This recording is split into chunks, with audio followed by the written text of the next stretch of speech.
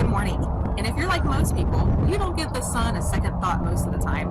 It's something that gives us heat and it gives us light, and that's really all we care about, right?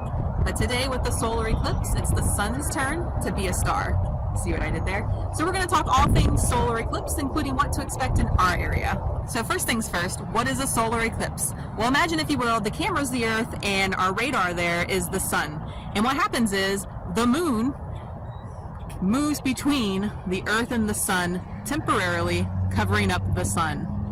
And what happens is, as it's happening, the moon casts a shadow on the Earth. So we get asked a lot, how come the entire United States doesn't get to see the totality, or the sun completely covered up? And really, that has to do with position. And when the moon is coming up between the Earth and the sun, you got to remember, the sun is humongous and the moon is very small in comparison. So it casts a very small shadow on the Earth. And the people that are directly under that perfect shadow are the people that are seeing totality. So just like, again, our little moon here casts a very small shadow on the sidewalk, the same thing goes when we have a total eclipse. So what will it be like in our area? Unfortunately, we're not going to get the total solar eclipse, meaning the whole sun will not be covered up at any time in our area. But depending on where you are, it's going to be anywhere from 50 to 70% covered.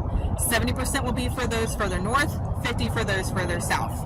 And what does that mean for what to expect during the most it'll be covered, which for us, it'll be around 3 p.m. today. You will notice a very slight drop in temperature, and the light will decrease a little bit. Not a whole lot, but a little bit.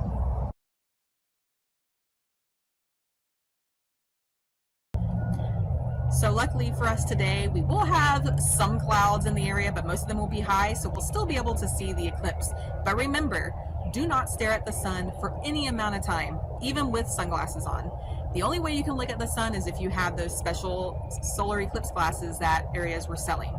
Another way to safely view the eclipse is looking through the light filtered through tree leaves. And if you look on the ground at the shadow, you'll see little eclipse shadows. Another way is if you have like a strainer or a colander where you strain pasta and stuff like that. If you hold that up to the sun and look at the shadow, you'll be able to see the little eclipse shadows through that as well. So safe viewing around 3 p.m. is when we'll have the maximum for our area sun covered, and then it'll start to decrease from there. Have a great day.